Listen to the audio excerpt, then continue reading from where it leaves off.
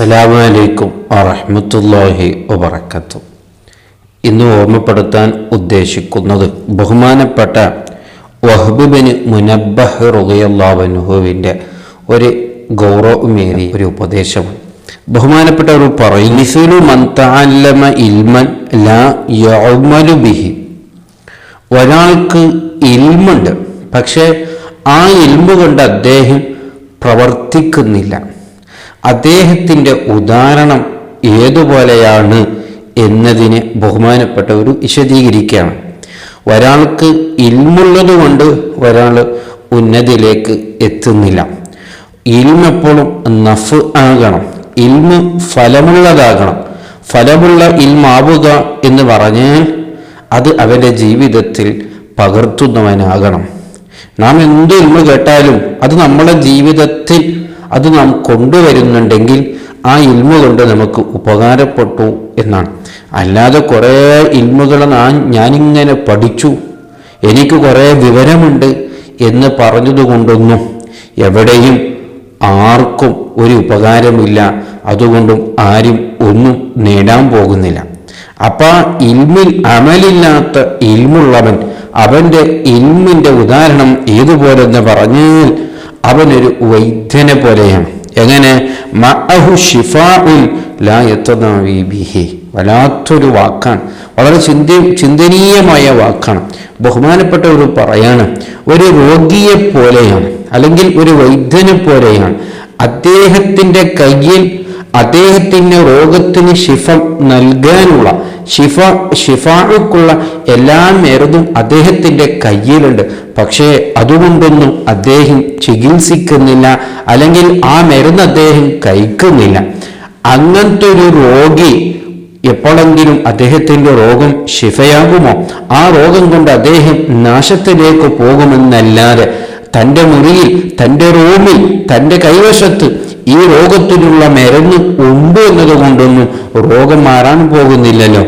ആ രോഗത്തിനുള്ള ചികിത്സ അദ്ദേഹം ചികിത്സിച്ചാലേ ആ രോഗം അവിടെ നിന്ന് മാറുകയുള്ളൂ. അപ്പം അതേപോലെ തന്നെയാണ് ഒരാൾക്ക് ഇൽമുള്ളത് കൊണ്ടൊന്നും. ഉദാഹരണക്ക് എനിക്ക് നരകത്തിനെ കുറിച്ചറിയാം, നരകത്തിനെ തൊട്ട് എങ്ങനെ രക്ഷപ്പെടാനെന്നറിയാം, നരകത്തിൻ്റെ ഭയാനകതയെക്കുറിച്ചറിയാം, ഖബറിൻ്റെ ജീവിതത്തിനെ കുറിച്ചറിയാം, അവിടെയുള്ള ഭയാനകതയെക്കുറിച്ച് എനിക്കറിയാം, അല്ലാഹുവിനെ കുറിച്ചറിയാം, നിസ്കാരത്തിനെ കുറിച്ചറിയാം. പക്ഷേ ഇതൊന്നും ഞാൻ പാലിക്കുന്നില്ല, ഇതൊന്നും എൻ്റെ ജീവിതത്തിൽ കാണുന്നില്ല. അതേ നരകത്തിനെ തൊട്ട് രക്ഷപ്പെടാനുള്ള ജീവിതമൊന്നും ഞാൻ പഠിച്ചു വെച്ചു എന്നല്ലാതെ അതൊന്നും എൻ്റെ ജീവിതത്തില്ലെങ്കിൽ ഞാനൊരിക്കലും നരകത്തിൽ നിന്ന് രക്ഷപ്പെടാൻ പോകുന്നില്ല. അതേപോലെ ഖബറിൽ നിന്നുള്ള അദാബിന്റെ ശിക്ഷയിൽ നിന്ന് എനിക്ക് രക്ഷപ്പെടാൻ മുത്തുനബി എന്നോട് ധാരാളം പഠിപ്പിച്ചിട്ടുണ്ട്. അതൊക്കെ ഞാൻ പഠിച്ചിട്ടുണ്ട്, ഞാൻ മനസ്സിലാക്കിയിട്ടുണ്ട്, ഞാൻ കേട്ട് മനസ്സിലാക്കിയിട്ടുണ്ട്. ഇങ്ങനെയുള്ള വിവരങ്ങളൊക്കെ എനിക്കുണ്ടായിട്ട് പോലും അതൊന്നും ഞാൻ അമല് ചെയ്തില്ല, അതൊന്നും ഞാൻ പ്രവർത്തിച്ചില്ല എന്നുണ്ടെങ്കിൽ ഞാനൊരിക്കലും ഖബറിന്റെ അദാബിൽ നിന്ന് രക്ഷപ്പെടാൻ പോകുന്നില്ല. എനിക്കുള്ളത് ഇൽമുള്ളത് കൊണ്ട് മാത്രം എന്നെ റബ്ബൊരിക്കലും എന്നെ വിജയികളെ കൂട്ടത്തിൽ പെടുത്തില്ല. ഇത് വളരെ ഗൗരവമുള്ള ഒരു വിഷയമാണ്. പലപ്പോഴും നമുക്ക് എല്ലാത്തിനെ കുറിച്ചറിയാം. ഏകദേശം ഇന്ന് ഏകദേശം ആൾക്കാർക്ക് എല്ലാ മസലകളറിയാം, എല്ലാത്തിനെ കുറിച്ചറിയാം, നിസ്കാരത്തിനെ കുറിച്ചറിയാം, മറ്റുള്ള അമലുകളൊക്കെ കുറിച്ചറിയാം. കൂടുതൽ എല്ലാ വിവരങ്ങളും നാം പഠിച്ചു വെക്കുന്നുണ്ടു എന്നല്ലാതെ പക്ഷേ നമ്മുടെ ജീവിതത്തിൽ അത് കൊണ്ടുവരാൻ നാം ശ്രമിക്കുന്നില്ല. നമ്മളെ ഖൽബ് ശുദ്ധിയാക്കാനുള്ള മരുന്നുണ്ട്. ഖൽബുമായി ബന്ധപ്പെട്ട രോഗങ്ങൾ, അതേ ഒരു വിഷയത്തിൽ നാം കിബിറ് നടിക്കാൻ പാടില്ല, ഒരു വിഷയത്തിൽ നാം ഹസദ് ചെയ്യാൻ പാടില്ല, ഒരു വിഷയത്തിൽ നാം റിയാദ് കാണിക്കാൻ പാടില്ല. ഇങ്ങനെ ഖൽബിയായ രോഗങ്ങളെ കുറിച്ചൊക്കെ നമുക്കതിനെക്കുറിച്ച് അറിയാം, അതിൻ്റെ ഭവിഷ്യങ്ങളെ കുറിച്ചറിയാം. അതൊക്കെയും എൻ്റെ ഖൽബിലുണ്ടായാൽ ഞാൻ നാശത്തിലേക്കാണ് പോകുന്നതെന്നറിയാം. ഇതിനെക്കുറിച്ചുള്ള വിവരങ്ങളും ചരിത്രങ്ങളും സംഭവങ്ങളും ഇമാമിങ്ങളും അതിനെക്കുറിച്ച് പഠിപ്പിച്ച എല്ലാ വിവരങ്ങളും എനിക്കുണ്ടായിട്ട് പോലും ഞാനതെൻ്റെ ജീവിതത്തിൽ കൊണ്ടുവരാൻ ഞാൻ നോക്കുന്നില്ലെങ്കിൽ പിന്നെ അതുകൊണ്ട് എനിക്ക് നാശമല്ലാതെ അങ്ങനെയുള്ളൊരു വിവരം ഉണ്ടായിട്ട് എന്ത് കാര്യമാണ്? അതാണ് ബഹുമാനപ്പെട്ടവർ പറഞ്ഞത്.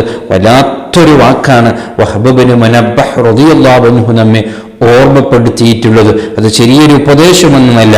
ഒരു രോഗി അവൻ്റെ രോഗത്തിനുള്ള മരുന്ന്, അവൻ്റെ കൈവശത്തുള്ള ആ മരുന്ന് അവൻ ഉപയോഗിച്ചിട്ടില്ലെങ്കിൽ പിന്നെ അവനിക്ക് ആ മരുന്നുകൊണ്ട് എന്ത് ഉപകാരമാണുള്ളതെന്ന് ബഹുമാനപ്പെട്ടവർ ചോദിക്കുകയാണ്.